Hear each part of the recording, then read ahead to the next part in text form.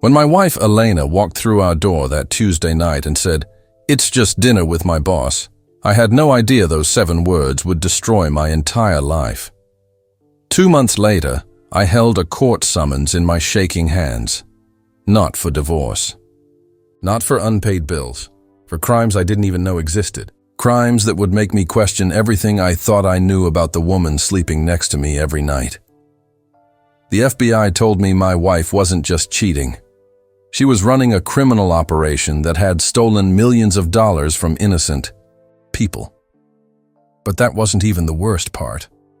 The worst part was learning that Elena Peterson, the woman I'd married, the woman I'd loved for 6 years, had never existed at all. How do you survive discovering that your entire marriage was a lie designed to cover up murder? And what do you do when you realize the person sharing your bed might kill you to keep their secret safe? I should have known something was wrong the moment Elena walked through our front door that Tuesday evening. Her smile was too bright, like she was trying to hide something behind it. But I was sitting on our old couch, tired from another long day at Murphy's hardware store, and I just wanted to kiss my wife and ask about her day.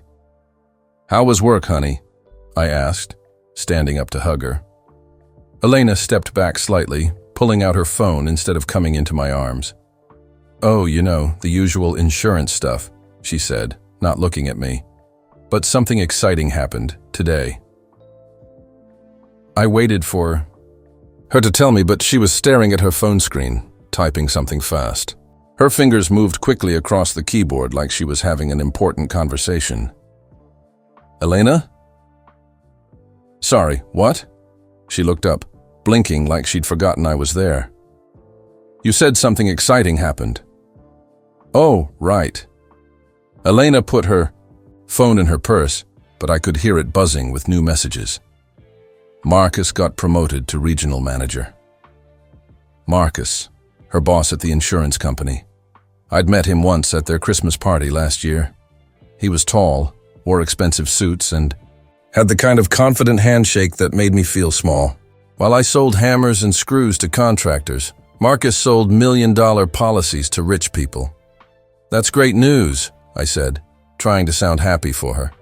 "He's been working toward that promotion for months." "He has, and he's so excited about it." Elena's eyes lit up when she talked about Marcus. She never looked that excited when she talked about my day at the hardware store. "He wants to celebrate with the whole team." "The whole team?" All of us from the office. Marcus, Janet, Steve, Kelly, and me. He's taking everyone out to dinner Friday night. Elena walked into the kitchen and started looking through the mail, but she wasn't really reading it. She kept glancing at her purse where her phone was still buzzing. "Aren't you going to check that?" I asked. "Check what?" "Your phone. It's been buzzing for the past 5 minutes." Elena laughed, but it sounded forced. "Oh, that. It's probably just work stuff. You know how crazy things get when there's a promotion. Everyone wants to know what changes Marcus will make." I followed her into the kitchen. Something felt different about my wife, but I couldn't put my finger on what it was. She seemed nervous, excited, distracted all at the same time. "So this dinner on Friday," I said. "Somewhere nice?" "I guess. Marcus is picking the place. He said he wants to take us somewhere fancy to celebrate properly." Elena finally looked at me, and for a second, I saw something in her eyes that made my stomach feel strange. "It's just dinner with my boss, David. Nothing to worry about." Just dinner with my boss. The words sounded normal, but something about the way she said them made me uncomfortable. "What time will you be home?" "I don't know. Probably late. You know how these work things go. People talk, have a few drinks, celebrate. I might not be back until midnight." Elena had never stayed out until midnight for a work dinner before. Usually she was home by 9, complaining about how boring her co-workers were. "Well, have fun," I said, because that's what a good husband should say. Elena smiled at me then, But it wasn't her real smile. It was the smile she used with difficult customers at work. Thanks, honey. I knew you'd understand. The rest of the week passed strangely. Elena seemed happier than usual, humming while she got ready for work, spending extra time on her hair and makeup. She bought a new black dress on Thursday, claiming she needed something professional for important work events.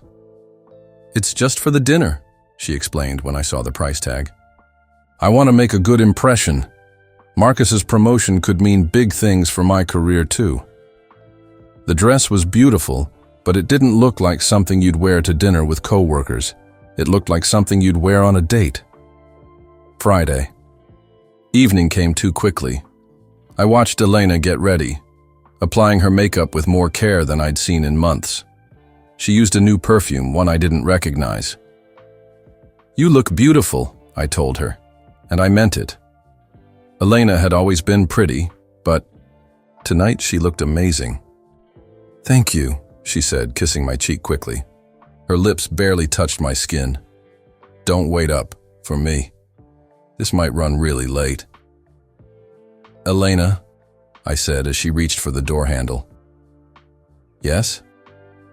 I love you. She paused for just a moment, her hand frozen on the doorknob. I love you too, David. But she said it like she was reading words from a script. I watched through our front window as Elena drove away in her car. She looked excited, almost glowing.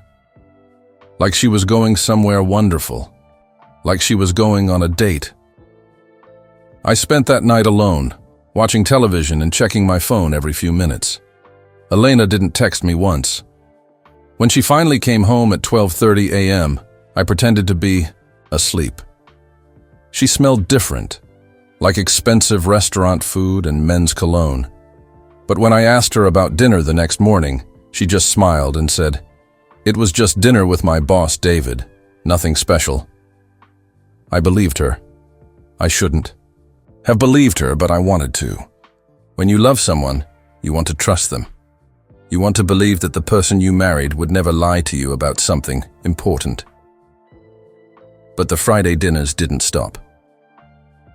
The next week, Elena came home on Tuesday with the same excited energy. Marcus is taking the team out again, she said, already heading to our bedroom to pick out clothes. He says we need to celebrate the new accounts he's bringing in. Didn't you just celebrate last week? I asked. Elena stopped in the key doorway. David, this is important for my career. Marcus is really starting to notice my work. If I play my cards right, I might get promoted too. She said it like I was being selfish for questioning her, like I didn't want her to succeed. Of course, honey, I'm happy for you. But I wasn't happy. I was confused. The second dinner lasted until 1 a.m. Elena came home smelling like wine and that same cologne. When I asked her about it, she laughed. It was just the restaurant, David. You know how those fancy places smell. I didn't know. Elena and I had never been to a fancy restaurant. We usually ate at the diner downtown or ordered pizza on Friday nights. By the third week, I started noticing other changes. Elena began working late more often. She'd text me around 7 o'clock saying Marcus needed her help with urgent projects, important client calls that couldn't wait until morning, reports that had to be finished tonight. Sorry, honey, she'd text. Won't be home until 10. Don't wait dinner for me. But when she came home at 10, she didn't look tired like someone who'd been working for 12 hours. She looked energized. Her cheeks were flushed, her eyes bright. She looked like someone who'd been having fun. How was the late meeting? I'd ask. Oh, you know, boring work stuff. Marcus is really pushing hard to impress the regional office. Marcus again. Everything was always about Marcus. Elena's phone became her constant companion. She used to leave it on the kitchen counter when she showered or went to bed. Now it went everywhere with her, to the bathroom, to bed, even to get the mail from our front porch. When it buzzed during dinner, she'd grab it immediately. Sorry, she'd say, typing quickly. Marcus just sent me some numbers to review. Can't it wait until tomorrow? Elena would look at me like I didn't understand how important her job was. David, when your boss sends you something, you respond. That's how you get ahead in business. I worked for Mr. Murphy at the hardware store. When he needed something after hours, he called. We talked for 2 minutes, and that was it. But Elena's phone buzzed constantly, day and night. She started buying new clothes, too. Not just the black dress, but skirts and blouses I'd never seen before. When I asked about them, she had ready answers. I got a raise with all these new responsibilities, she'd say. I need to dress the part. But we hadn't seen any raise money in our bank account. If anything, Elena was spending more than usual. She joined a gym in October. Elena had never shown interest in working out before. She said it was because her job was getting more demanding. I need to stay in shape, she explained, packing a gym bag I'd never seen before. Image matters in my field. Clients notice these things. The gym trips happened 3 times a week. Elena would leave after dinner and come back 2 hours later, showered and glowing. How was your workout? I'd ask. Great, really great. I'm getting stronger. She was getting something, but I wasn't sure it was stronger. The biggest change was how Elena looked at me. Before, when I came home from work, her face would light up. She'd hug me, ask about my day, tell me about hers. We'd cook dinner together and watch TV on the couch. Now, when I walked through the door, Elena barely looked up from her phone. She'd give me a quick kiss on the cheek and keep typing. How was work? She'd ask, but she wasn't really listening to my answer. When I tried to talk about us, about our future, about maybe starting a family like we'd always planned, Elena would find excuses to leave the room. I'm really tired, David. Can we talk about this later? Later never came. Our conversations became surface level. Elena would ask about my day at the hardware store, the same way she'd ask about the weather. When I tried to tell her about interesting customers or projects Mr. Murphy was working on, her eyes would glaze over. But when her phone buzzed with a message from Marcus, she'd become completely focused. One evening in November, I decided to surprise her. Elena had texted me at 8, saying she'd be working until 11 on a big presentation. I thought I'd bring her favorite Chinese food to the office so we could eat together. I drove to her building downtown, carrying containers of sweet and sour chicken and fried rice. The security guard at the front desk knew me from the Christmas party. Hi, Mr. Peterson, he said. Here to see Elena? Yes. I brought her dinner. She's working late tonight. The security guard looked confused. Sir, Elena left hours ago. The whole office cleared out by 6 o'clock. My hands started shaking. Are you sure? She texted me that she'd be here until 11. I'm positive, sir. I watched her leave myself around 5:30. She was all dressed up, looked like she was going somewhere nice. I stood in that lobby for 5 minutes, holding Chinese food containers, trying to understand what. The security guard had just told me. Elena had lied to me. She wasn't working late. She was somewhere else, doing something else. With someone else. I drove home and sat in my car outside our apartment building. At 10:30, Elena's car pulled into the parking lot. Through my rearview mirror, I watched my wife get out of her car. She looked happy, almost radiant. Her hair was perfect, her makeup fresh. She didn't look like someone who'd been working.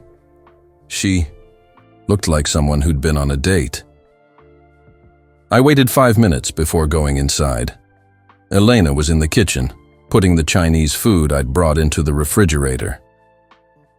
How was work? I asked. Elena didn't even turn around. Long day, really exhausting. Marcus had us working on this huge presentation. Did you eat dinner? I grabbed a sandwich at the office, she said, still not looking at me. But I could smell the restaurant on her clothes. Something expensive and fancy. not the smell of office sandwiches and vending machine coffee. That night, I lay awake listening to Elena's steady breathing, wondering when my wife had become a stranger. Wondering what she was really doing during all those late meetings and team dinners. Wondering who she was really with when she lied to me about working late. But I still didn't want to believe what my heart was starting to know. I still wanted to trust her. I shouldn't have, but I couldn't stop myself from looking. 3 weeks after the Chinese food incident, I found myself doing something I never thought I would do. Something that made me feel sick to my stomach, but I had to know the truth. Elena was in the shower, singing softly like she always did when she was happy. Her laptop was open on our kitchen table, glowing with unread emails. She'd been working on some project for Marcus and had left it running when she went to clean up.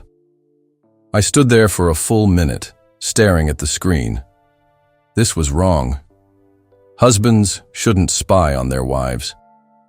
But husbands also shouldn't have to wonder if their wives were lying to them every single day. My hands were shaking as I sat down in front of the laptop. I told myself I'd just look for work emails. Just see if there really were urgent projects that kept Elena out so late. There were emails from Marcus, but they weren't about work. Can't wait to see you tonight. Wear the red dress I bought you. My heart stopped. Marcus had bought Elena a dress. When? Why? I scrolled down to the next email, sent 2 days earlier. Last night was incredible. You get more beautiful every time I see you. M. I felt like I was going to throw up. My wife was having an affair with her boss, the man I'd shaken hands with at the Christmas party. But I kept reading because I had to know how bad it was. The emails went back months. Restaurant reservations at places I'd never heard of. Hotels in the next town over for weekend business trips that Elena had never mentioned to me. Photos that I couldn't bring myself to look at closely. The worst part wasn't the proof that Elena was cheating on me. The worst part was reading how she talked about me. David suspects something, but he's too trusting to do anything about it. He still believes the work dinner story. Too trusting, like being a good husband was a character flaw. I feel bad sometimes, but I can't help how I feel about you. He's sweet, but he's simple. You understand me in ways he never could. Simple. My wife thought I was simple. I know we talked about this, but I'm not ready to leave him yet. He depends on me for everything. It would destroy him. I was reading. My own death sentence, written by the person who was supposed to love me most. I heard the shower turn off upstairs. My hands were shaking so badly I could barely move the mouse to close the email program. I managed to get back to the work document Elena had been reading before she went upstairs. 20 minutes later, Elena came downstairs in her bathrobe, her hair wet and smelling like the expensive shampoo she'd started buying. "Morning, honey," she said, kissing the top of my head like she had every morning for 6 years. "I have another late meeting tonight. Don't wait up." I nodded, not trusting my voice. "Are you okay? You look pale." "Just tired," I managed to say. Elena smiled and closed her laptop. "Well, get some rest tonight. I probably won't be home until midnight." Another lie. So easy for her now. That evening, instead of staying home and wondering, I decided to follow her. I felt like a crazy person, sitting in my car outside the fancy restaurant downtown at 8 o'clock. But I had to see it with my own eyes. Through the big front window, I could see Elena sitting at a table with Marcus. She was wearing the red dress he'd bought her. They were holding hands across the table, looking into each other's eyes like lovers, like the couple they were. I watched Marcus reach over and touch Elena's face gently. She leaned into his hand and smiled. It was a smile I hadn't seen in months. A real smile, full of happiness and love. She'd never looked at me that way anymore. They looked perfect together. Marcus in his expensive suit, Elena in her beautiful dress, sitting in a restaurant I could never afford. They looked like they belonged together. I drove home and sat in our dark living room, trying to figure out what to do. Should I confront Elena? Should I pack my things and leave? Should I pretend I'd never seen anything? For 2 weeks, I lived in a strange kind of hell. I knew my wife was cheating on me, but I couldn't bring myself to do anything about it. Every morning, Elena would kiss me goodbye and tell me she loved me. Every evening, she'd come home and lie about where she'd been. Every kiss felt like poison. Every "I love you" felt like a knife in my heart. But I couldn't find the courage to shatter the pretense. As long as we kept pretending everything was normal, I could almost believe it was. Then Marcus called our house phone. I was home alone on a Saturday afternoon. Eleanor had said she was working overtime at the office, catching up on paperwork. The phone rang, and I answered without thinking. Peterson residence. "Is Elena there? This is Marcus, her boss. We have some urgent business to discuss." My blood turned to ice. If Elena was supposed to be at work, and Marcus was her boss, why was he calling our house looking for her? "She's at work," I said, carefully. "That's strange. This is Marcus Rodriguez, regional manager at Hartwell Insurance. There's been a misunderstanding about her schedule." My stomach clenched. What kind of misunderstanding? Well, she's supposed to be at a client meeting. With me right now. We're supposed to be presenting to the Morrison account. But she's not here, and she's not answering her phone. Elena had told me she was working alone at the office, but Marcus thought they had a meeting together. "I'll have her call you when she gets home," I managed to say. "Please do. This is very unprofessional. The Morrison account is worth millions to our company." After I hung up, I sat staring at the phone. Where was Elena? If she wasn't with Marcus, and she wasn't at work, where did she go when she lied to both of us? My wife wasn't just having an affair with her boss. She was having affairs with other people too. The woman I'd married, the woman I'd trusted with my heart and my future, was living a completely different life. A life I knew nothing about. And I was just the fool who paid the bills while she destroyed everything we'd built together. I had to know the truth. All of it. Even if it killed me. I shouldn't have looked, but I had to. And what I found was so much worse than I could have imagined. Finding out about Marcus was like having my heart ripped out.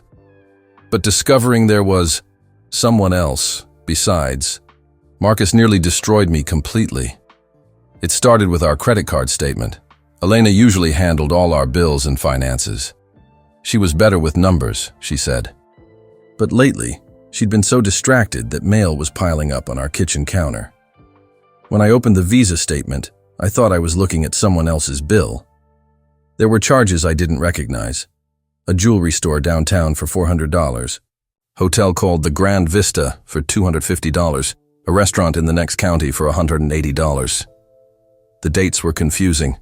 Some of them were on nights when Elena said she was with Marcus, but others were on completely different days. Days when she told me she was working late at the office or attending training seminars. I felt like I was losing my mind. My wife was cheating on me with her boss, but apparently she was also cheating on him with someone else. How many men was Elena seeing? I started paying attention to the patterns. The Friday dinners with Marcus continued, but Elena also started having client meetings on Wednesday nights and Saturday training sessions that lasted all day.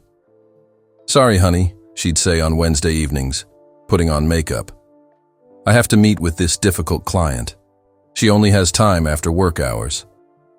But the credit card showed charges at expensive men's clothing stores on those Wednesday nights. Why would Elena be buying men's clothes during client meetings? The next Saturday, instead of believing Elena's story about a training seminar, I decided to follow her again. I watched her drive across town to a part of the city I'd never been to. Expensive apartment buildings, fancy coffee shops, the kind of neighborhood where people like me couldn't afford to live. Elena parked outside, a modern apartment complex called Riverside Towers. She sat in her car for a few minutes, checking her makeup in the mirror. Then she got out and walked to the building entrance, like she'd been there many times before. I parked across the street and waited, and waited. 3 hours passed. At 2:00, Elena came out of the building with a man I'd never seen before. He was younger than Marcus, probably younger than me. Athletic build, dark hair, wearing the kind of casual clothes that probably cost more than I made in a week. They stood by the building entrance, talking quietly. Then he pulled Elena close and kissed her. Not a quick goodbye kiss, but a long, passionate kiss like lovers share. My wife, my Elena, the woman who'd promised to love only me forever. I felt like I couldn't breathe. The man walked Elena to her car and kissed her again. Through my windshield, I watched Elena drive away, but I stayed because I had to know who this person was. I followed him to his apartment complex parking garage and wrote down his license plate number. Then I drove home and sat in my driveway for an hour, trying to process what I'd seen. Elena wasn't just having an affair with Marcus. She was having affairs with multiple men. She was living some kind of double life that I couldn't even understand. When Elena came home at 4:00, she looked happy and relaxed. "How was the training seminar?" I asked. "Oh, boring," she said, not meeting my eyes. "Just learned about new insurance regulations. Nothing exciting." Another lie. So smooth and easy. That week, I did something I never thought I'd do. I hired a private investigator. Detective Sarah Chen worked out of a small office downtown.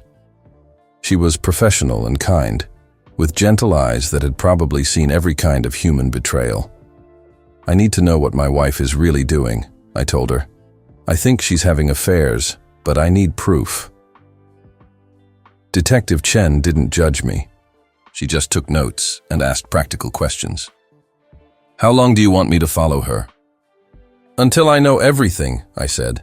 "I need to know the whole truth." The truth was a nightmare. Detective Chen's report arrived 2 weeks later.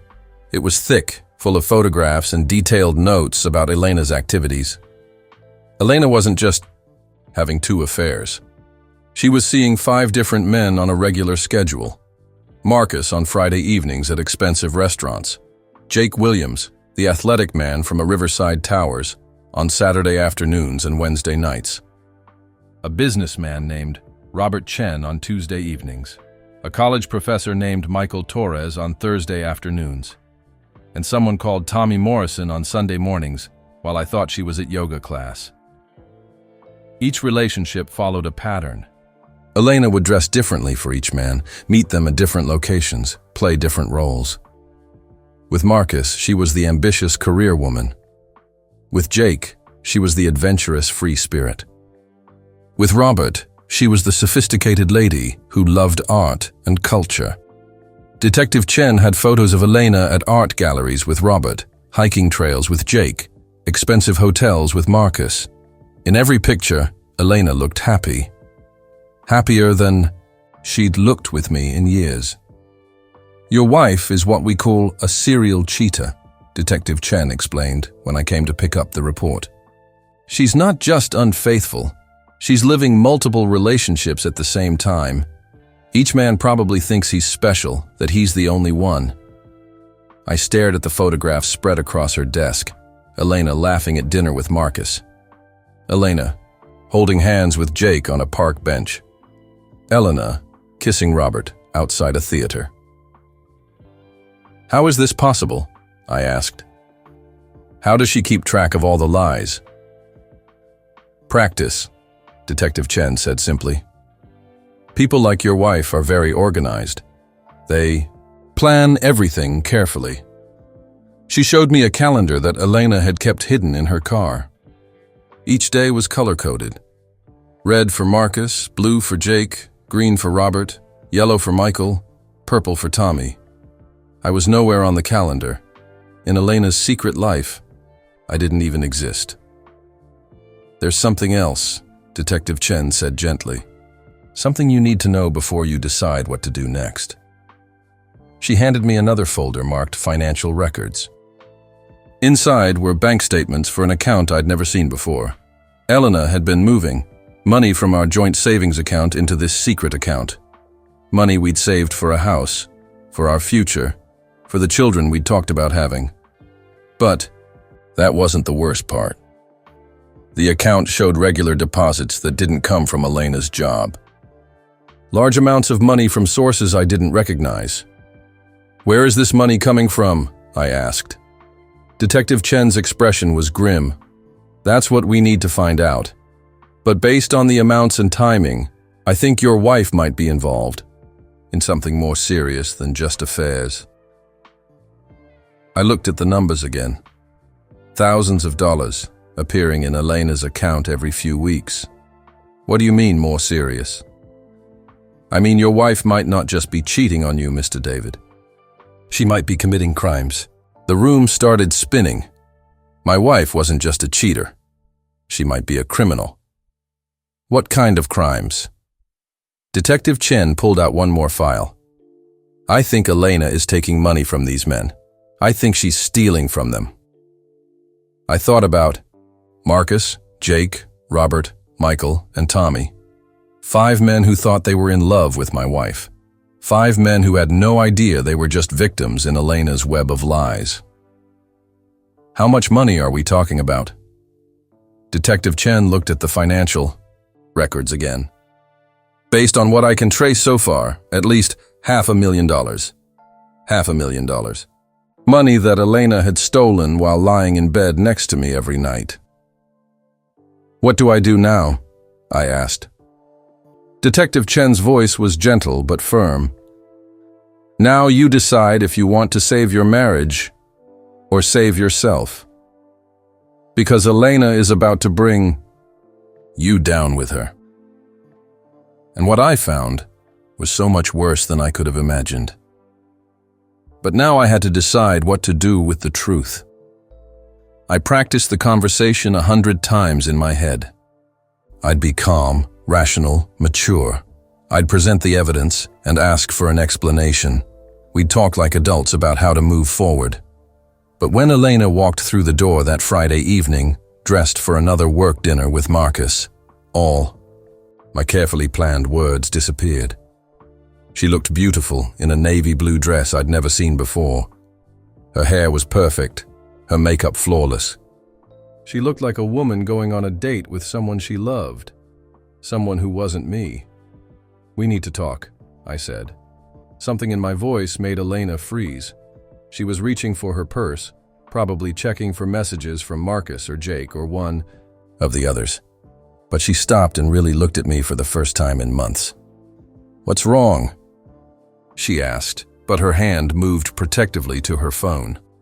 I pulled out the folder Detective Chen had given me. Elena's face went completely white. "I know about Marcus," I said, my voice shaking. "I know about Jake. I know about Robert and Michael. And Tommy."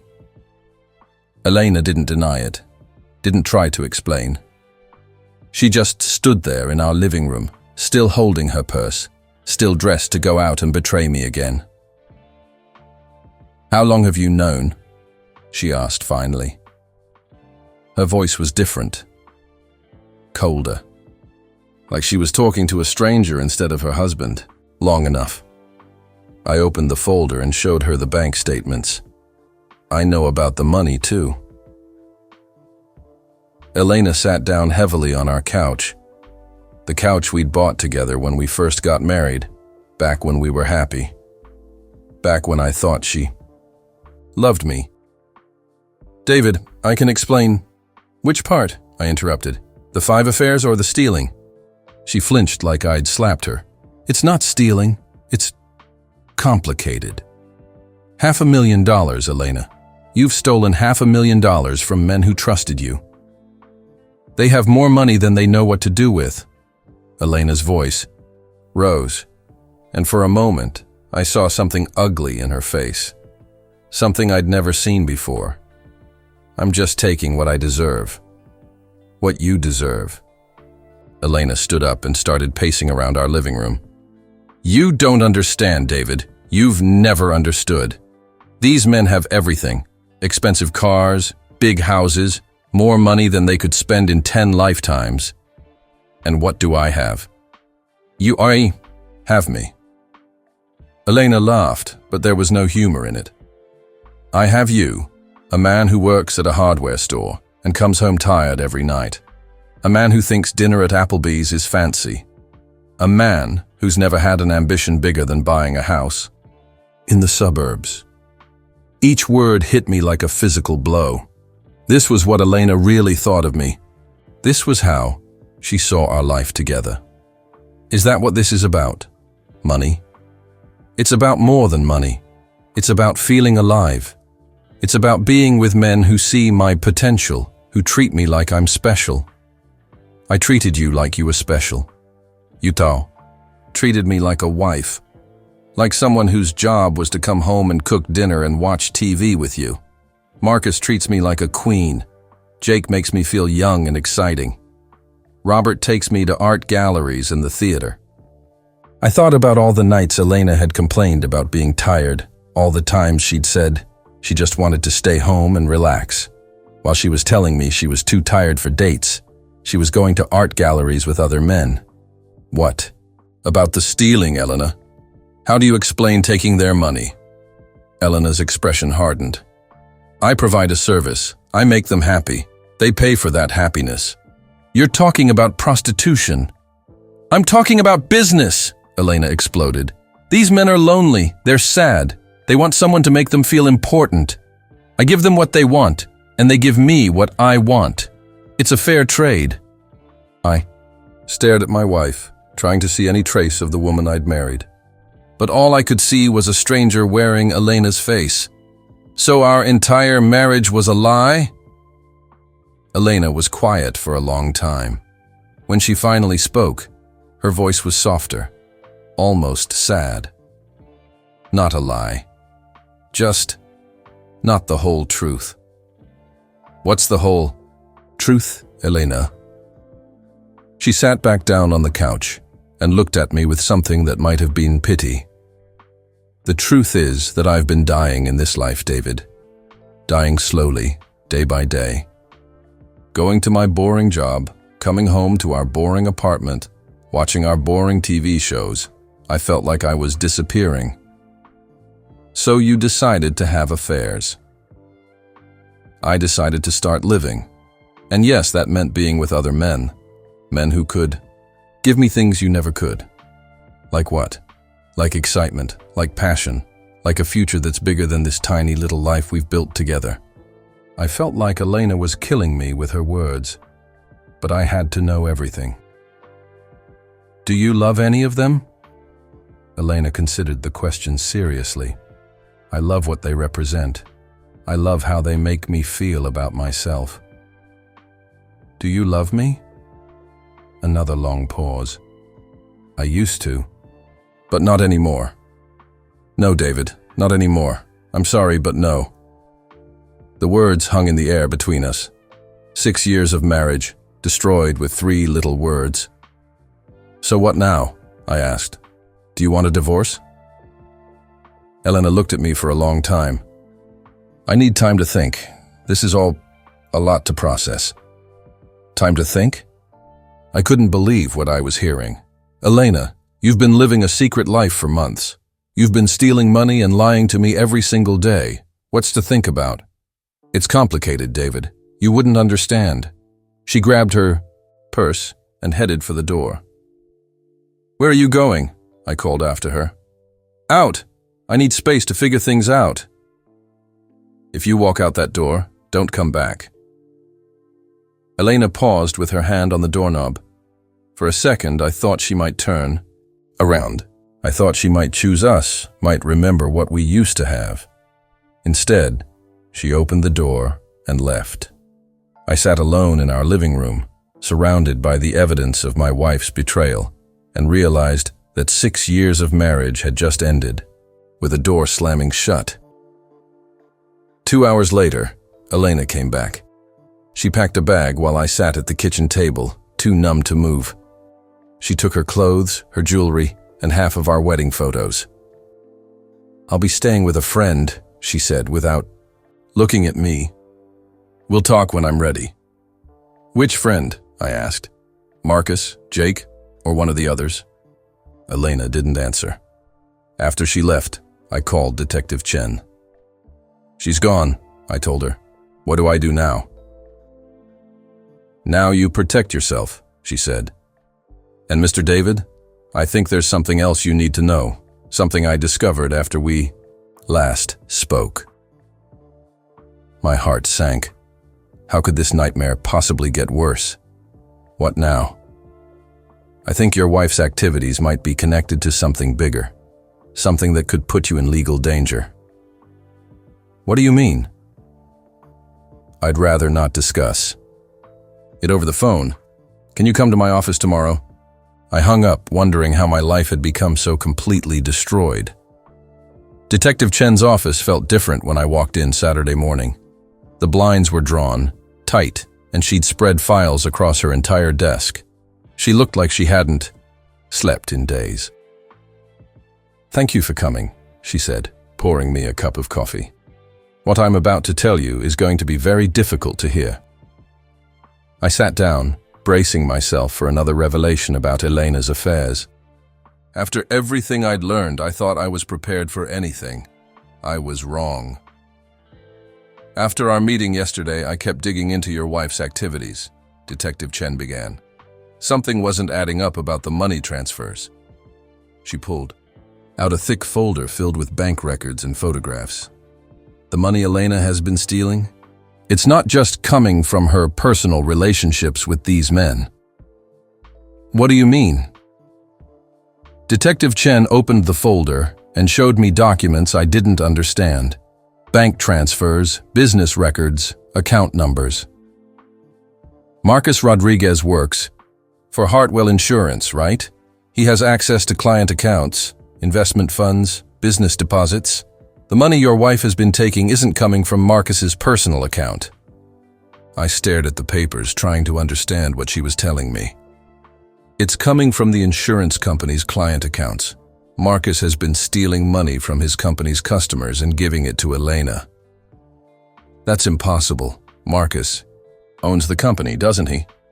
"No, he doesn't. He's just a regional manager. And he's been using his access to client funds to pay your wife." But that's not the worst part. Detective Chen pulled out photographs of Elena with men I didn't recognize. They were taken in what looked like hotel rooms and restaurants. "Your wife isn't just having affairs, David. She's part of an organized operation. Marcus has been using his position at the insurance company to identify wealthy clients. Then Elena approaches these men, gets close to them, and steals from them." I felt like the room was spinning. Elena's part of a theft ring? More than that, she's the key player. Marcus identifies the targets, but Elena is the one who gets close to them. She seduces them, gains their trust, gets access to their personal information.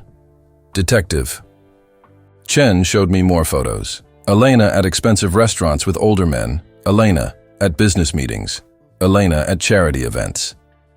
She researches each target carefully. She finds out what they like, what they're looking for, what their weaknesses are. Then she becomes exactly what they want. How long has this been going on? Based on what I've uncovered, at least 2 years, maybe longer. 2 years. Elena had been running this operation for most of our marriage. "How much money are we talking about?" Detective Chen's expression was grim. "Close to $2 million. $2 million. The number was so large I couldn't process it." "There's more," Detective Chen continued. "The FBI has been investigating Hartwell Insurance for months. They're building a case for wire fraud, money laundering, and identity theft." My blood went cold. The FBI? Elena isn't just a cheating wife, David. She's a federal criminal. And right now, she's their prime suspect. Prime suspect for what? For masterminding the entire operation. Marcus might have access to the company accounts, but Elena is the one running the show. The seductions, the thefts, the money laundering. It's all her plan. I thought about my wife, the woman who'd seemed so innocent when we met. The woman who said she worked in insurance and wanted a simple life. How do you know all this? Because one of the victims came forward. A businessman named Robert Chen, no relation to me. He's been working with the FBI for weeks, helping them build their case. Robert Chen. I remembered that name from Detective Chen's report. One of Elena's 5 boyfriends. He was one of Elena's targets? He was. And when he realized what was happening, he agreed to help the FBI catch her. Detective Chen pulled out a small recording device. Mr. Chen wore a wire during his last meeting with your wife. What you're about to hear was recorded 3 days ago. She pressed play. Elena's voice filled the room, but she sounded completely different. Confident, cold, professional. Nothing like the woman who'd kissed me goodbye that morning. Robert, sweetie, I need you to understand something. This isn't personal, it's just business. A man's voice, confused and hurt. Business? Elena, I thought you cared about me. Elena laughed and the sound made my skin crawl. Oh, honey, you're a sweet man, but you're not very smart, are you? Did you really think someone like me would fall for someone like you? But the things you said, the nights we spent together, were part of the job. You have something I need, and I do whatever it takes to get it. Marcus, and I have been planning this for months. You're stealing from me. I'm taking what I deserve. You have more money than you know what to do with. I'm just redistributing it to someone who will put it to better use. The recording continued for several more minutes. Elena described in detail how she'd researched Robert's business, how she'd positioned herself to meet him accidentally at a coffee shop, how she'd slowly gained his trust. The beauty of it, Elena said on the recording, is that men like you never report it. You're too embarrassed to admit you were fooled by a woman. Too ashamed to tell people you gave your bank information to someone you were sleeping with behind your wife's back. Detective Chen turned off the recording. I sat in stunned silence. The FBI estimates that Elena and Marcus have victimized at least 15 men in the past 2 years. Robert Chen is the first one brave enough to come forward. 15 men? 15 that we know of. There could be more. I felt sick. The woman I'd lived with, slept next to, loved for 6 years was a predator. A professional criminal who destroyed people's lives for money. What does this mean for me? I asked.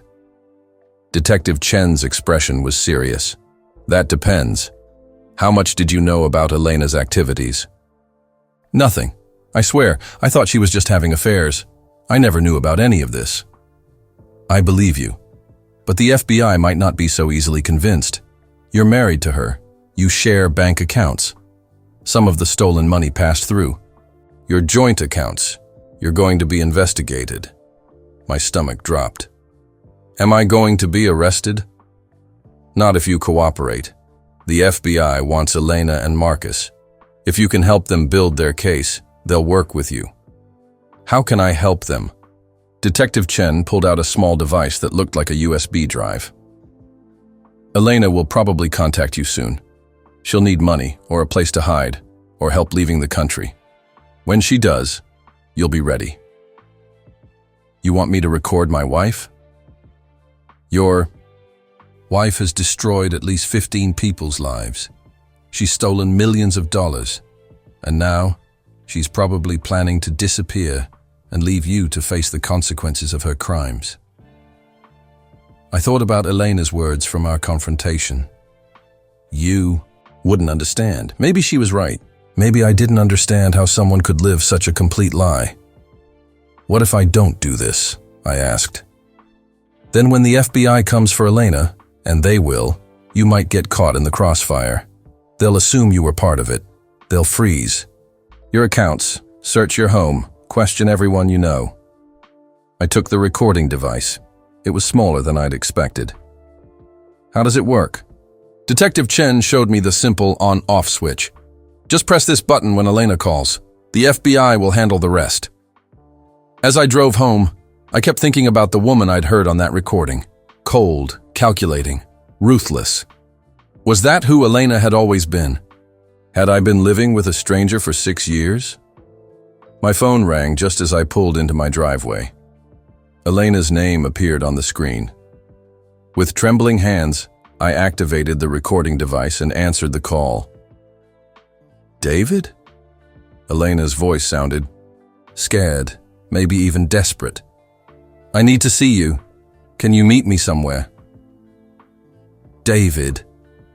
Elena's voice came through the phone, but she sounded completely different. Scared, maybe even desperate. This wasn't the cold, confident woman I'd heard on the FBI recording. I'm here, I said, my hand gripping the recording device in my pocket. I need to see you. Something terrible has happened. Can you meet me somewhere? My heart was pounding. So hard I was sure she could hear it through the phone.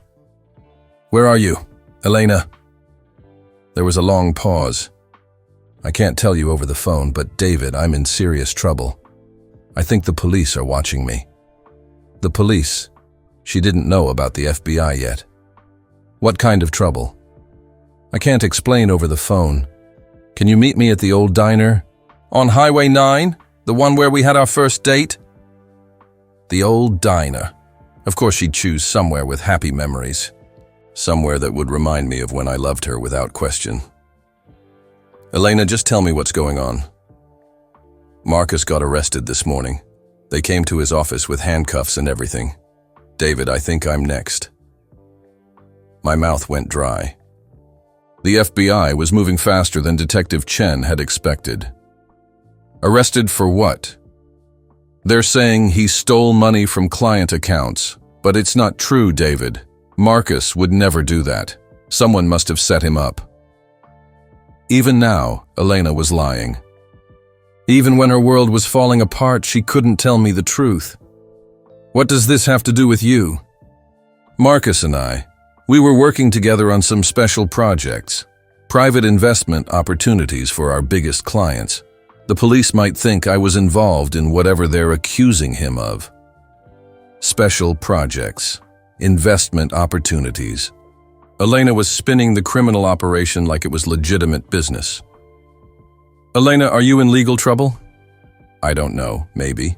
That's why I need to see you. I need your help. There it was. After months of lies, after stealing millions of dollars, after destroying our marriage, Elena needed my help. What kind of help?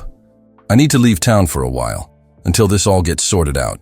I need some money, and I need you to not ask questions. How much money? $50,000. I almost dropped the phone. Elena, we don't have $50,000. We have the house fund, the money we've been saving for our down payment. Our down payment. The money we'd scraped together dollar by dollar, working overtime and skipping vacations.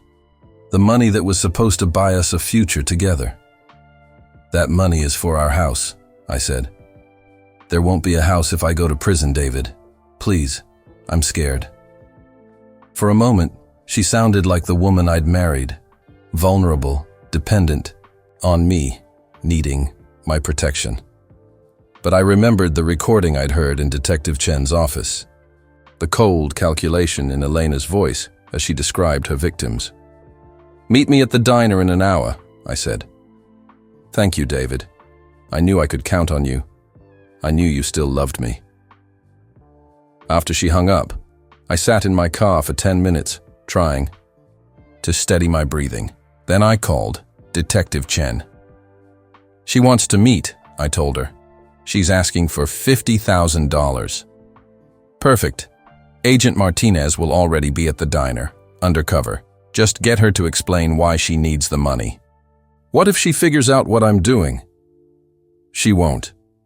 Elena thinks you're the same trusting husband you've always been.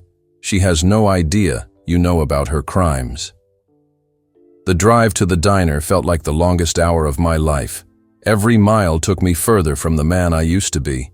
The man who trusted his wife, who believed in love, who thought marriage meant something. Elena was already there when I arrived, sitting in the corner booth where we'd shared our first meal together 7 years ago. She looked terrible. Her hair was messy, her makeup smudged, her clothes wrinkled. She looked like a woman who was running out of time. "David." She stood up and tried to hug me, but I stepped back. "Just tell me what's happening, Elena." We sat across from each other. The table between us felt like an ocean. "Marcus got involved with some bad people," she began. "Business partners who weren't legitimate. They pressured him into some deals that went wrong." "What kind of deals?" "Investment contracts that were overpriced. The clients are claiming they were defrauded, but it's not true. Marcus was just trying to make the company more profitable." Every word was a lie, but she delivered them with such conviction that I almost believed her. "What does this have to do with you?" "I helped with some of the client relations.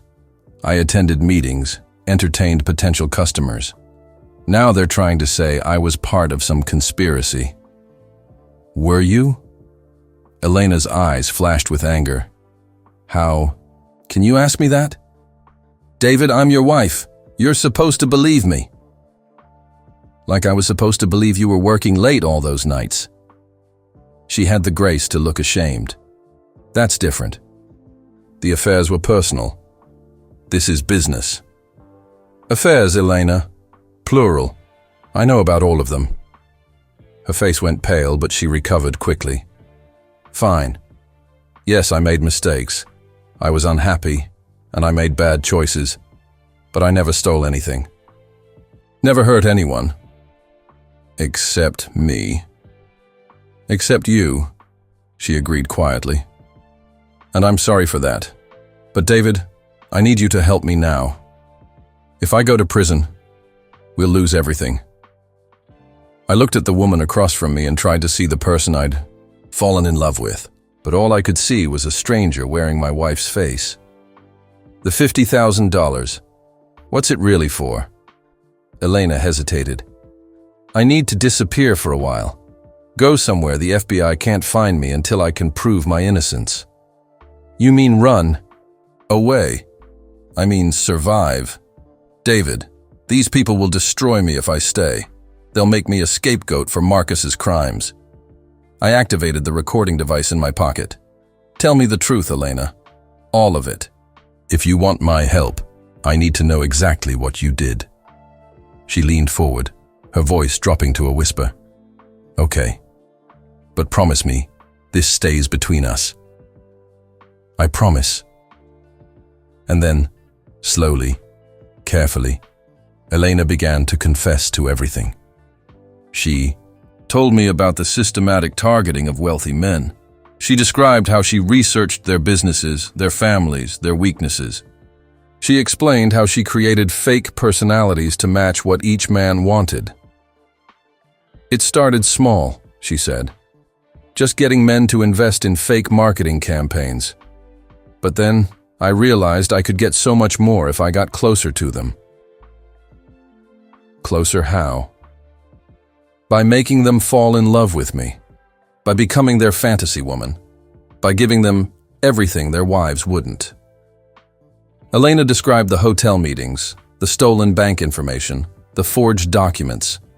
She talked about it like it was a business strategy, not a crime. "We made almost $3 million, David. $3 million. Do you know what that kind of money could do for us?" "Us?" "You and me. We could disappear together, start over somewhere new, live like rich people instead of scraping by in this awful little town." I stared at my wife in horror. Even now, even after everything, she thought I might join her. "Elena, you destroyed people's lives. I gave them what they wanted. They paid for companionship, for excitement, for feeling young again. It was a fair trade. You stole from them." Elena's mask finally slipped completely. "They had more money than they knew what to do with. I just took what I deserved." The recording device captured every word. Elena's confession, her complete lack of remorse, her attempt to recruit me as an accomplice. When she finished talking, I pulled out the device and set it on the table between us. Elena's face went white. "You recorded me. Every word. You bastard. You lying, sneaking bastard." "I'm the liar?" I couldn't believe what I was hearing. "Elena, you've been living a completely fake life for years. I trusted you," she screamed, loud enough that other customers turned to stare. "You tried to make me an accessory to your crimes. You wanted me to help you steal more money and run away." Elena slumped back in the booth, all the fight going out of her. "What happens now?" "Now you face the consequences of what you've done." Through the diner window, I saw two people in suits walking toward the entrance, FBI agents coming to arrest my wife.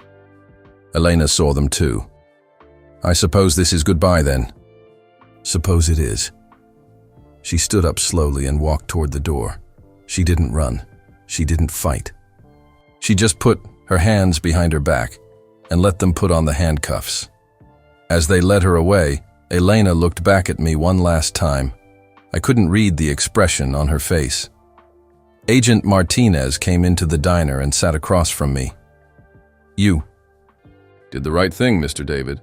This recording will put your wife away for a long time." I handed him the device.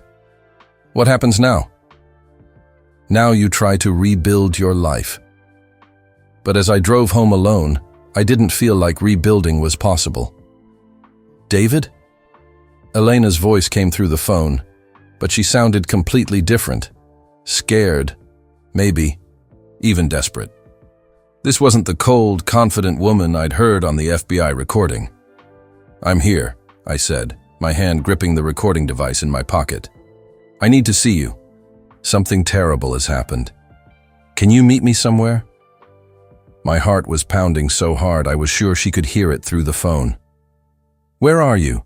"Elena." There was a long pause. "I can't tell you over the phone. But David, I'm in serious trouble. I think the police are watching me." "The police?" She didn't know about the FBI yet. "What kind of trouble?" "I can't explain over the phone. Can you meet me at the old diner on Highway 9? The one where we had our first date?" The old diner. Of course she'd choose somewhere with happy memories, somewhere that would remind me of when I loved her without. Question. "Elena, just tell me what's going on." "Marcus got arrested this morning. They came to his office with handcuffs and everything." "David, I think I'm next." My mouth went dry. The FBI was moving faster than Detective Chen had expected. Arrested for what? "They're saying he stole money from client accounts, but it's not true, David. Marcus would never do that. Someone must have set him up." No, Elena was lying. Even when her world was falling apart, she couldn't tell me the truth. "What does this have to do with you?" "Marcus and we were working together on some special projects. Private investment opportunities for our biggest clients. The police might think I was involved in whatever they're accusing him of. Special projects. Investment opportunities. Elena was spinning the criminal operation like it was legitimate business. "Elena, are you in legal trouble?" "I don't know. Maybe. That's why I need to see you. I need your help." There it was. After months of lies, after stealing millions of dollars, after destroying our marriage, Elena needed my help. What kind of help? "I need to leave town for a while, until this all gets sorted out. I need some money, and I need you to not ask questions." "How much money?" $50,000. I almost dropped the phone. "Elena, we don't have $50,000. We have the house fund. The money we've been saving for our down payment. Our down payment. The money we'd scraped together dollar by dollar, working overtime and skipping vacations. The money that was supposed to buy us a future together. That money is for our house," I said. "There won't be a house if I go to prison, David. Please. I'm scared." For a moment, she sounded like the woman I'd married. Vulnerable, dependent, on me needing my protection. But I remembered the recording I'd heard in Detective Chen's office. The cold calculation in Elena's voice as she described her victims. "Meet me at the diner in an hour," I said. "Thank you, David. I knew I could count on you. I knew you still loved me." The drive to the diner felt like the longest hour of my life. Every mile took me further from the man I used to be. The man who trusted his wife, who believed in love, who thought marriage meant something. Elena was already there when I arrived, sitting in the corner booth where we'd shared our first meal together 7 years ago. She looked terrible. Her hair was messy, her makeup smudged, her clothes wrinkled. She looked like a woman who was running out of time. "David." She stood up and tried to hug me, but I stepped back. "Just tell me what's happening, Elena." We sat across from each other. The table between us felt like an ocean. "Marcus got involved with some bad people," she began. "Business partners who weren't legitimate. They pressured him into some deals that went wrong." "What kind of deals?" "Investment contracts that were overpriced. The clients are claiming they were defrauded, but it's not true. Marcus was just trying to make the company more profitable." Every word was a lie, but she delivered them with such conviction that I almost believed her. "What does this have to do with you?" "I helped with some of the client relations. I attended meetings, entertained potential customers. Now they're trying to say I was part of some conspiracy." "Were you?" Elena's eyes flashed with anger. "How can you ask me that? David, I'm your wife. You're supposed to believe me." "Like I was supposed to believe you were working late all those nights?" She had the grace to look ashamed. "That's different. The affairs were personal. This is business." "Affairs, Elena. Plural. I know about all of them." Her face went pale, but she recovered quickly. "Fine. Yes, I made mistakes. I was unhappy, and I made bad choices. But I never stole anything. I never hurt anyone. Except me. Except you," she agreed quietly. "And I'm sorry for that. But David, I need you to help me now. If I go to prison, we'll lose everything." I looked at the woman across from me and tried to see the person I'd fallen in love with. But all I could see was a stranger wearing my wife's face. "The $50,000? What's it really for?" Elena hesitated. "I need to disappear for a while. Go somewhere the FBI can't find me until I can prove my innocence." "You mean run away?" "I mean survive. David, these people will destroy me if I stay. They'll make me a scapegoat for Marcus's crimes." I activated the recording device in my pocket. "Tell me the truth, Elena. All of it. If you want my help, I need to know exactly what you did." She leaned forward, her voice dropping to a whisper. "Okay, but promise me this stays between us." "I promise." And then, slowly, carefully, Elena began to confess to everything. She told me about targeting wealthy men systematically.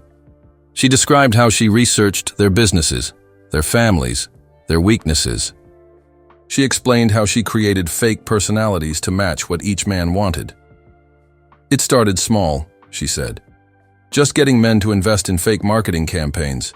But then I realized I could get so much more if I got closer to them." "Closer how?" "By making them fall in love with me, by becoming their fantasy woman, by giving them everything their wives wouldn't."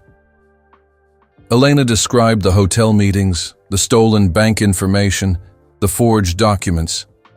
She talked about it like it was a business strategy, not a crime. "We made almost $3 million, David. $3 million. Do you know what that kind of money could do for us?" "Us?" "You and me. We could disappear together. Start over somewhere new. Live like rich people, instead of scraping by in this awful little town." I stared at my wife in horror. Even now, even after everything, she thought I might join her. Elena, you destroyed people's lives. I gave them what they wanted. They paid for companionship, for excitement, for feeling young again. It was a fair trade. You stole from them. Elena's mask finally slipped completely. They had more money than they knew what to do with. I just took what I deserved. The recording device captured every word. Elena's confession, her complete lack of remorse, her attempt to recruit me as an accomplice. When she finished talking, I pulled out the device and set it on the table between us. Elena's face went white. You recorded me. Every word. You bastard. You lying, sneaking bastard! I'm the liar? I couldn't believe what I was hearing. Elena, you've been living a completely fake life for years. I trusted you, she screamed, loud enough that other customers turned to stare. You tried to make me an accessory to your crimes. You wanted me to help you steal more money and run away. Elena slumped back in the booth, all the fight going out of her. What happens now? Now you face the consequences of what you've done. Through the diner window, I saw two people in suits walking toward the entrance, FBI agents coming to arrest my wife. Elena saw them too. I suppose this is goodbye then. I suppose it is. She stood up slowly and walked toward the door. She didn't run. She didn't fight. She just put her hands behind her back and let them put on the handcuffs. As they led her away, Elena looked back at me one last time. I couldn't read the expression on her face. Agent Martinez came into the diner and sat across from me. You did the right thing, Mr. David. This recording will put your wife away for a long time. I handed him the device. What happens now? Now you try to rebuild your life. But as I drove home alone, I didn't feel like rebuilding was possible. As I drove to Detective Chen's office, I realized that everything I thought I knew about my life had been a lie. The woman I'd loved, the woman I'd married, the woman I'd trusted with my heart, she'd never existed at all. Detective Chen met me at the door with a grim expression. Her office was filled with new files, photographs, and documents spread across every surface. Sit down, David, she said gently. This is going to be harder than anything we've discussed before.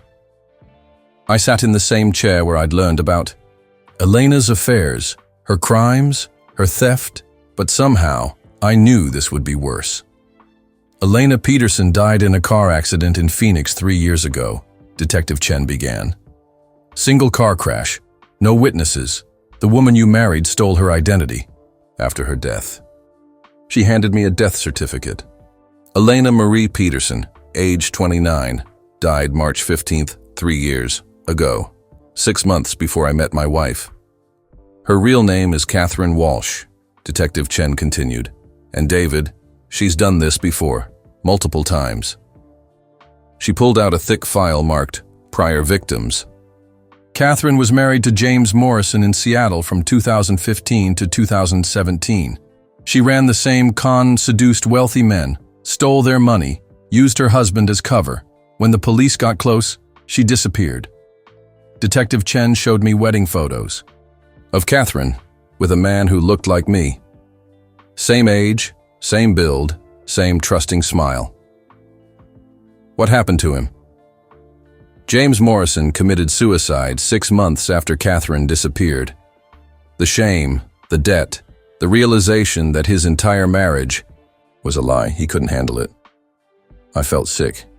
That could have been me. Then she was Rebecca Thompson in Denver, married to Paul Thompson from 2018 to 2020. Same pattern, same crimes. Another file, another wedding photo, another man who looked devastated. Paul Thompson survived, but barely. He lost his house, his business, his savings. Last I heard, he was living in a trailer park, working construction jobs. How many husbands has she had? That we know of, 4, including you, but there could be more. Detective Chen pulled out older records. Before James Morrison, Catherine Walsh was convicted of fraud in Portland. She served 2 years in prison. So, she was already a criminal when she married him. More than that, she learned her techniques in prison. Her cellmate was a woman named Linda Cruz, serving 15 years for running romance scams. Linda taught Catherine everything. The woman I'd married was a complete fabrication. Even her personality had been copied from someone else. There's more, Detective Chen continued. Catherine's childhood was difficult. Her parents died in a car crash when she was 8. She was raised by her grandmother. What happened to her grandmother? She died when Catherine turned 18 and left her a small inheritance. Within 6 months, Catherine had spent all the money and gotten arrested for forging checks from her dead grandmother's account. I tried to process this information. The woman I'd married had been stealing and lying her entire adult life. How did she become Elena Peterson? The real Elena Peterson was a nurse in Phoenix. She had no family, few friends, lived alone. When she died in that car accident, Catherine saw an opportunity. Detective Chen showed me police photos from the crash scene. A mangled car, a young woman who looked exactly like my wife. The accident was suspicious. Single car crash on a straight road, no skid marks, no mechanical problems. The timing was perfect for Catherine's needs. You think she killed her? We'll never be able to prove it. But the pattern suggests that Catherine doesn't just steal identities, she eliminates the original owners. I stared at the photos, unable to speak. After the crash, Catherine used Elena's social security number to create a new identity. She studied Elena's life, copied her mannerisms, even practiced her signature. For how long? Months. Catherine spent almost a year becoming Elena Peterson before she moved to our town and met you. Detective Chen pulled out surveillance photos of Catherine in Phoenix, practicing to be Elena, learning to walk like her, talk like her, smile like her. Your entire relationship was planned, David. Catherine researched you for weeks before your accidental meeting at the coffee shop. She knew where you worked, what you liked, what kind of woman you'd be attracted to. I remembered that day clearly. Elena had been reading my favorite book, drinking my favorite coffee, wearing exactly the kind of dress I found attractive. I thought it was fate. Everything was calculated, Detective Chen continued. Your whole relationship was designed to give her credibility while she ran her cons. What about her job at the insurance company? Fake. Catherine created a false work history, forged references, even hacked into the company's computer system to add herself to the employee database. How is that possible? Catherine is extremely intelligent, probably genius-level IQ. She's also completely without conscience. That combination makes her very dangerous. Detective Chen showed me psychological profiles from Catherine's previous arrests. The experts who evaluated her called her a high-functioning sociopath. She has no empathy, no remorse, no ability to form genuine emotional connections. But she seemed so real, so loving. That's what makes her so dangerous. Catherine is a master manipulator. She becomes whatever each person needs her to be. I thought about all the quiet moments Elena and I had shared. The times she'd comforted me when I was sad, celebrated with me when I was happy, made me feel loved and valued. All of it had been fake. What about her letter from prison, where she said she loved me? Detective Chen pulled out copies of similar letters. She sent almost identical letters to James Morrison and Paul Thompson. Same words, same emotions, same manipulation.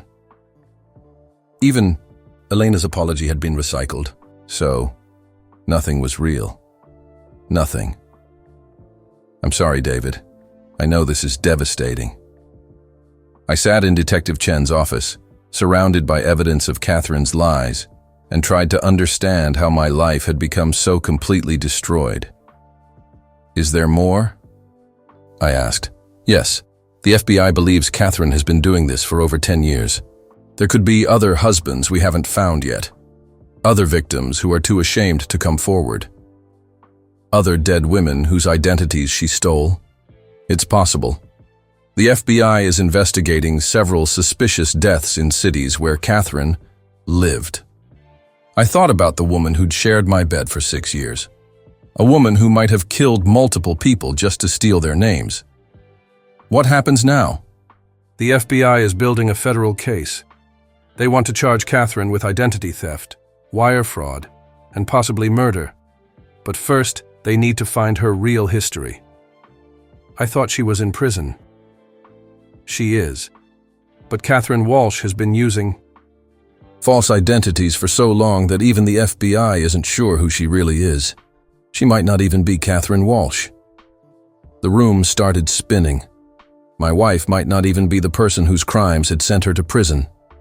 "David, there's one more thing you need to know." I couldn't imagine what could be worse than what I'd already learned. 2 months ago, you should have received a court summons for a civil lawsuit. My stomach dropped. "What civil lawsuit?" "The victims are suing you. They claim you were part of Catherine's operation from the beginning." But I didn't know anything. Catherine told them you did. She's claiming your entire marriage was part of the con, that you helped her plan everything. I felt like the world was collapsing around me. "When is the court date?" Detective Chen looked at her calendar. "Next month." "David, you need a lawyer. Catherine is trying to destroy your life from prison." As I drove home, I realized that Catherine Walsh, or whoever she really was, had found a way to ruin me even after her conviction. The woman I'd married had never existed at all, and now she was going to make sure I paid for her crimes forever. I thought I was done with Catherine forever. The trial was over, she was in prison, and I was trying to rebuild my life. I'd even started seeing someone new, a teacher named Grace, who was everything Catherine wasn't: honest, simple, kind. Then, exactly 2 months after Catherine's sentencing, the envelope arrived.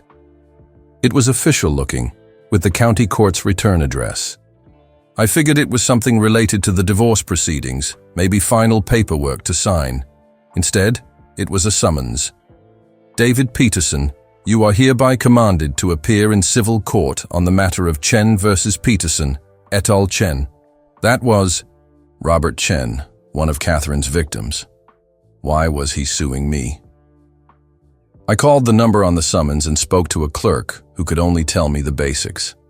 I was being sued in civil court by multiple parties. The hearing was scheduled for the following month. That evening, I sat in my lawyer's office, more confused than worried. "I don't understand," I told Tom Henderson, the lawyer who'd helped me through the divorce. "Catherine's in prison. The case is closed. What could they possibly want from me?" Tom looked uncomfortable as he read through the paperwork. "David, this isn't about Catherine's criminal case. This is a civil lawsuit. You're being sued by the victims." "The victims? But I didn't steal from them. I didn't even know about the crimes." "That's not how civil court works. In criminal court, you have to be proven guilty beyond a reasonable doubt. In civil court, they only have to show that you're more likely than not to be responsible for damages." Tom spread the documents across his desk. "According to this lawsuit, the victims are claiming that you were complicit in Catherine's crimes. They're saying you knew about the stolen money and helped launder it through your joint bank accounts." My stomach dropped. That's exactly what Catherine threatened to claim. And apparently, she did claim it. According to these depositions, Catherine told investigators that you were her partner from the beginning. She says you helped plan the cons, that you knew about every victim, that you encouraged her to steal more. "But the FBI cleared me. Agent Martinez said I was in the clear." "Criminally, yes. But this is a civil matter. The victims want their money back, and Catherine's already spent most of it. You're the only one left with assets they can go after. I felt like I was drowning. How much are they asking for? Tom looked at the papers again. $5.2 million, plus interest and legal fees. $5.2 million. Money I'd never seen, never touched, never benefited from. I don't have that kind of money. Nobody has that kind of money. They know that, but they can take your house, your car, your bank accounts. They can garnish your wages for the rest of your life. I sat in stunned silence. Catherine had found a way to destroy my life from her prison cell. There's something else, Tom said gently. Something you need to know about Catherine's testimony. He pulled out a thick transcript. This is from her deposition last month. She's claiming that your entire marriage was part of the con. What do you mean? She says she married you specifically to create a cover story for her crimes. She claims she searched you, targeted you, and seduced you as part of a long-term plan to have a legitimate-looking husband to help hide her illegal activities. The words hit me like physical blows. She's saying our entire relationship was fake. More than that. She's saying you knew it was fake. She's claiming you were a willing participant who married her specifically to help her commit crimes. I thought about Catherine's letter from prison, her claims that she'd loved me once. Another lie. Even her apology had been calculated. Can they prove any of this? Tom shook his head. I don't think so. But Catherine's testimony is compelling, and some of the evidence does look bad for you. The joint bank accounts, the fact that you deposited some of the stolen money. I didn't know it was stolen. I believe you, but convincing a civil jury might be harder than you think. I left Tom's office feeling like my world had collapsed again. Just when I thought I was free of Catherine, she'd found a way to destroy me from her prison cell. That night, I called Detective Chen. I heard about the lawsuit, she said. I'm sorry, David. Catherine's playing her final card. Is there anything I can do? Fight it. Catherine's testimony is full of holes. We have evidence that contradicts her story. What evidence? The recording from the diner, for one. Catherine admitted on tape that you didn't know about her crimes. She was genuinely surprised when you revealed how much you discovered. 4. The first time in days, I felt a spark of hope. Will you testify for me? Absolutely. Catherine Walsh is a liar and a manipulator. I won't let her destroy your life from prison. But as I hung up the phone, I realized something that chilled me to the bone. If Catherine was willing to lie under oath to destroy me, what else was she capable of? What other surprises did she have waiting? I thought about the suspicious car accident that killed the real Elena Peterson. I thought about Catherine's previous husbands, one dead by suicide, the other living in poverty. Catherine had a pattern of destroying the men who got too close to her truth. And now, she was coming for me. The civil lawsuit was just the beginning. Catherine had spent months in prison planning her revenge, and I was about to discover just how far she was willing to go to make me pay for recording her confession. The court summons in my hand wasn't just a legal document. It was a declaration of war. And Catherine Walsh had never lost a war. 2 weeks before the trial, Grace came to my apartment with tears in her eyes. David, I got a phone call today. Someone claiming to be a private investigator. They said you were under investigation for money laundering. They said I should be careful about dating a criminal. My blood went cold. Grace, that's not true. You know me. I know. But David, I can't handle this. I'm a teacher. I can't be involved in anything that might hurt my career. Grace left that night, and I realized Catherine had found another way to hurt me. She was destroying my new relationship, just like she'd destroyed everything else. But I also realized something else. Catherine had made a mistake. By harassing Grace, she'd shown her hand too early. If she was willing to intimidate my girlfriend, what other illegal things was she doing from prison? Maybe I had a way to fight back after all. The court summons had seemed like the end of my story. But maybe it was just the beginning of Catherine's downfall. The civil trial began on a cold Monday morning in February.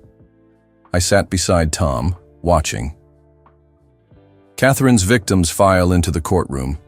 These were real people whose lives she'd destroyed, and they were looking at me like I was the enemy.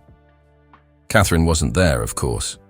She was serving her sentence in federal prison, but her presence filled the room through her testimony, her lies, her final attempt to take me down with her. The victim's lawyer, a sharp woman named Patricia Wells, painted me as Catherine's willing accomplice. "Ladies and gentlemen of the jury," she said in her opening statement, "David Peterson wants you to believe he was an innocent husband fooled by his criminal wife, but the evidence will show that he was her partner in crime from day one." Showed the jury bank records, pointing out every deposit of stolen money that had passed through our joint account. She showed them photos of Catherine with her victims, claiming I must have known about the affairs. No loving husband could be this blind, she argued. David Peterson knew exactly what his wife was doing, and he profited from it.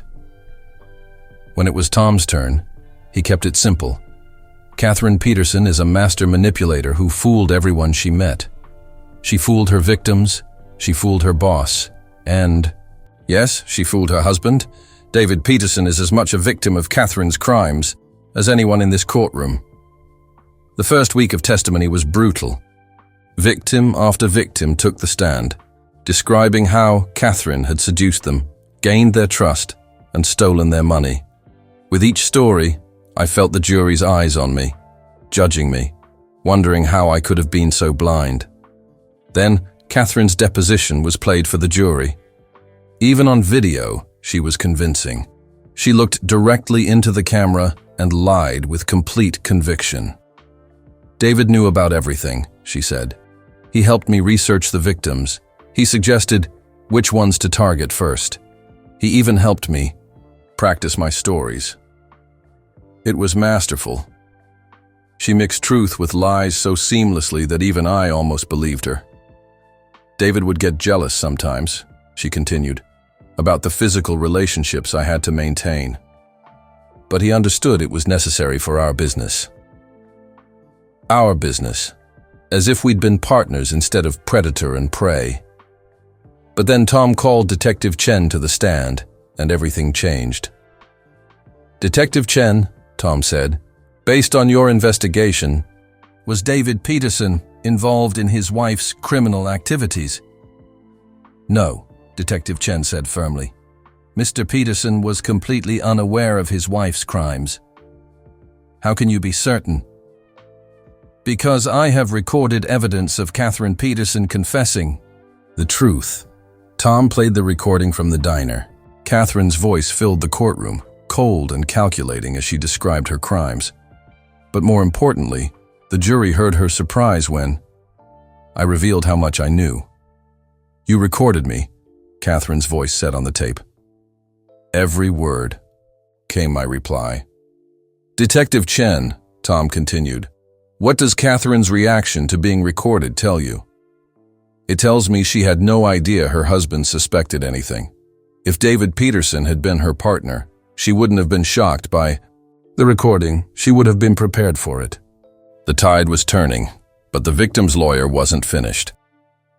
"Detective Chen," she said during cross-examination, "isn't it possible that David Peterson and Catherine Peterson staged that conversation knowing it was being recorded?" "No," Detective Chen replied, "because David Peterson didn't know we were going to use him to record Catherine. He thought he was just meeting with his wife to hear her explanation. But couldn't they have planned?" "Ms. Wells," Detective Chen interrupted, "I've been doing this for 15 years. I know the difference between genuine shock and acting. Catherine Peterson was genuinely surprised by that recording. On the final day of testimony, Tom called me to the stand. I'd been dreading this moment for weeks. "Mr. Peterson," Tom said, "did you know your wife was committing crimes?" "No," I said. "I thought she was having affairs. I never imagined anything like this." "Did you ever help her plan any criminal activities?" "Never." "Did you knowingly deposit stolen money into your bank accounts?" "No. Catherine told me the money came from work bonuses." The victim's lawyer cross-examined me aggressively, trying to trip me up, trying to make me seem like a liar. But I just told the truth over and over again. After closing arguments, the jury deliberated for 6 hours. When they returned, the foreman stood up. "In the matter of Chen versus Peterson et al., we find for the defendant, David Peterson." I nearly collapsed with relief. The victims would have to pursue other avenues for recovering their money. I was free. As we left the courthouse, Tom put his hand on my shoulder. "It's over, David. Catherine can't hurt you anymore." But he was wrong. There was one more revelation waiting for me. That evening, Detective Chen called me. "David, there's something I need to tell you. Something I discovered during the civil case preparation that changes everything." "What now?" "We found Catherine's real identity. Her actual, original identity." My blood went cold. "What do you mean?" "Catherine Walsh isn't her real name either. Her real name is Maria Santos. She's been using false identities for over 20 years. I sat down heavily. 20 years? David, Catherine didn't just steal Elena Peterson's identity. She's been stealing identities her entire adult life. Elena Peterson was just the latest in a long line of stolen names. How many? We found evidence of at least 8 different identities. 8 different women whose lives she stole. Are they all dead? Detective Chen's voice was grim. Most of them. Car accidents, house fires, drowning incidents, all ruled accidental, but the timing was always perfect for Catherine's needs. I felt sick. I'd been married to a serial killer. There's more, Detective Chen continued. We found Catherine's original birth certificate. Maria Santos was born in Mexico and came to the United States illegally when she was 16. She's been running cons and stealing identities to stay in the country. So everything about her was fake? Everything. Even her childhood stories, her family history, her accent, all of it was copied from other people. I thought about the woman who'd shared my bed for 6 years. A woman who'd killed at least 8 people just to steal their names. What happens now? The FBI is building a murder case. Catherine will probably spend the rest of her life in prison. But David, you need to know something else. What? Catherine put out a contract on you from prison. She hired someone to kill you. My world stopped. What? The FBI intercepted the communication yesterday. Catherine paid another inmate to arrange your murder. She wanted you dead before the civil trial ended. Why? Because you're the only person who can testify about her real crimes. You know things about her that could help convict her for murder. I sat in my apartment that night, realizing that Catherine Walsh, or Maria Santos, or whoever she really was, had tried to have me killed rather than let me live free. The woman I'd married had never existed. She was a ghost, a phantom made up of stolen names and murdered identities. But I'd survived her, and now, finally, she would pay for everything she'd done. The court summons had led to my salvation, not my destruction. And Catherine's final gamble had failed. For the first time in years, I was truly free. Detective Chen met me at the same diner where Catherine and I had our final conversation. The irony wasn't lost on either of us. This place had been the scene of Catherine's downfall, and now it would be where I learned the complete truth. Her real name is Maria Elena Santos, Detective Chen said, spreading files across the table. She's 36 years old originally. from Guadalajara, Mexico. I stared at the documents, driver's licenses, birth certificates, police reports, all with different names, but all with Catherine's face. She came to the United States when she was 16, Detective Chen continued. Illegal entry, no family, no money. Within 6 months, she was arrested for identity theft. At 16, she stole the purse of an American tourist in a border town, used the woman's credit cards and ID to cross into Texas. That was her first taste of becoming someone else. Detective Chen pulled out a mugshot from 20 years ago, a young girl with Catherine's eyes.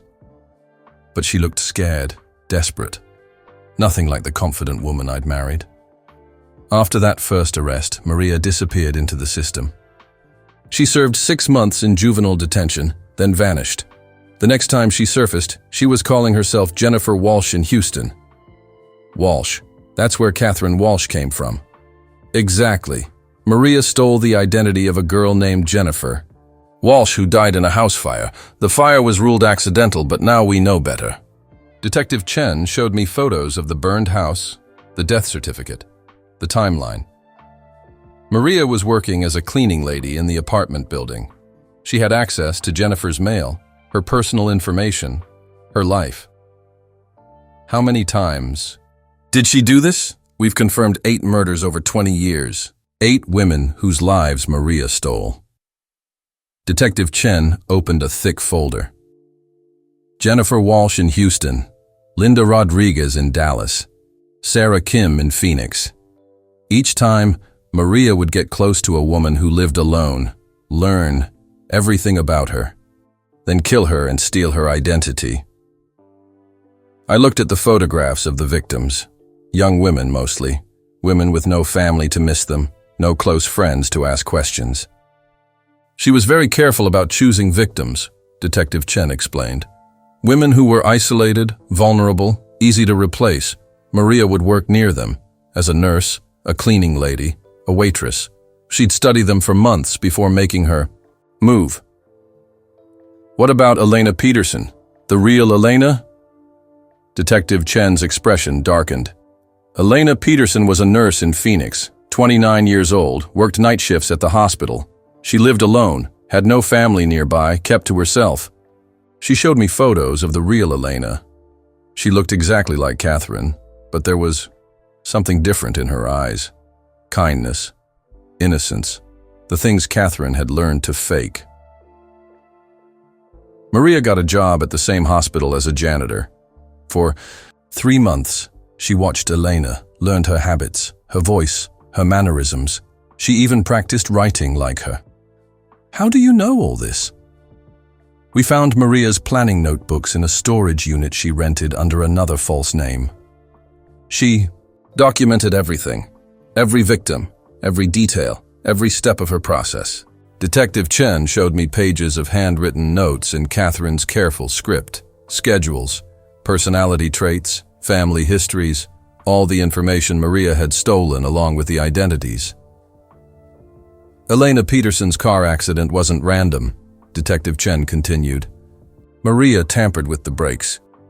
She wanted it to look like an accident, but she made one mistake. What mistake? She kept Elena's hospital ID badge. We found it in the storage unit, along with souvenirs from all her other victims. I felt sick. Catherine had kept trophies from the women she'd murdered. After Elena died, Maria became her. She used Elena's nursing credentials to get jobs at other hospitals, but she wasn't really qualified. That's how she ended up in insurance sales. It was easier to fake. So, when I met her, you met Maria Santos, pretending to be Elena Peterson, who was already dead.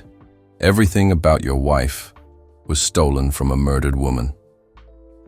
I thought about all the times Catherine had talked about her childhood, her family, her dreams. All of it had been lies, stories stolen from dead women. What about her skills? The way she manipulated people. Detective Chen pulled out prison records. Maria learned from the best. During her first prison sentence, she was cellmates with Linda Cruz, a master con artist. Linda taught Maria everything. How to read people, how to become what they wanted, how to make them trust you completely. Linda Cruz. Catherine mentioned that name in one of her confessions. Linda died in prison 5 years ago, but her lessons lived on through Maria. Everything your wife did to you and her victims came from Linda's playbook. I sat in silence, trying to process 20 years of murder and deception.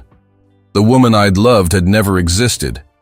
She was a collection of stolen traits from dead women, taught by a criminal who died in prison. "There's something else," Detective Chen said gently. "Something about why Maria chose you specifically. I thought it was random, wrong place, wrong time. It wasn't random. Maria researched you for weeks before approaching you. She knew about your job, your personality, your background. She chose you very carefully. Why me? Because you were perfect for her needs. You worked a regular job that wouldn't require background checks on your spouse. You were kind, trusting, unlikely to ask difficult questions. And you were lonely." Detective Chen showed me surveillance photos of myself from 3 years ago. Pictures of me at work, at the grocery store, eating alone at restaurants. Maria had been watching me like a predator studying prey. She knew you'd be grateful for her attention. She knew you'd want to believe in love so badly that you wouldn't look too closely at inconsistencies in her story. So I was just another victim. You were, but you were also the victim who survived, the one who fought back, the one who brought her down. Detective Chen closed the files. Maria Santos made one critical mistake. She got comfortable. After 20 years of successful cons, she thought she was untouchable. She thought she could run her operation forever. What was her mistake? She underestimated you. She thought you'd never find out, never fight back, never record her confession. She thought you'd be like her previous husbands, broken and destroyed. When the truth came out, I thought about James Morrison, who'd killed himself, about Paul Thompson, living in poverty, about all the other men whose lives Maria had destroyed. "But you didn't break," Detective Chen continued. "You got angry, you got evidence, you fought back, and because of that, Maria Santos will spend the rest of her life in prison." What happens now? Now the FBI builds their murder case. They'll charge Maria with 8 counts of first-degree murder, along with all the fraud and identity theft charges. She'll never see freedom again. As I drove home that evening, I thought about the real Elena Peterson, a nurse who'd worked night shifts, who'd tried to help people, who died alone because a monster wanted to steal her life. I thought about Jennifer Walsh, Linda Rodriguez, Sarah Kim, and all the other women whose names I'd never know. Women who'd been murdered so that Maria Santos could wear their faces. But I also thought about myself, the man who'd survived when others hadn't, the man who'd found the courage to fight back against a killer. Maria Santos had destroyed 8 lives before mine, but she hadn't destroyed me. For the first time in years, I was truly free. Free from her lies, her manipulation, her crimes.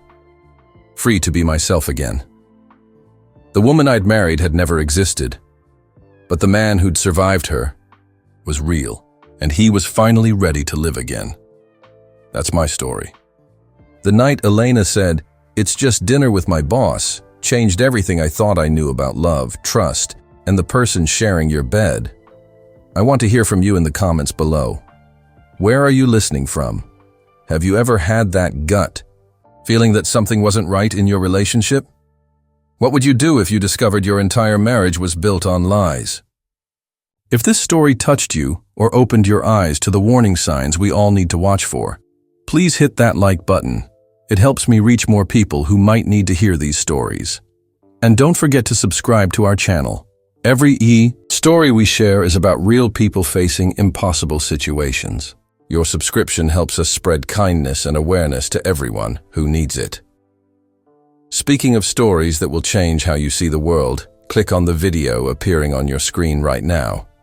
You won't believe what happens when a simple text message leads to the discovery of a secret that destroyed an entire family. Thank you for listening. And remember, sometimes the most dangerous person in your life is the one you trust the most.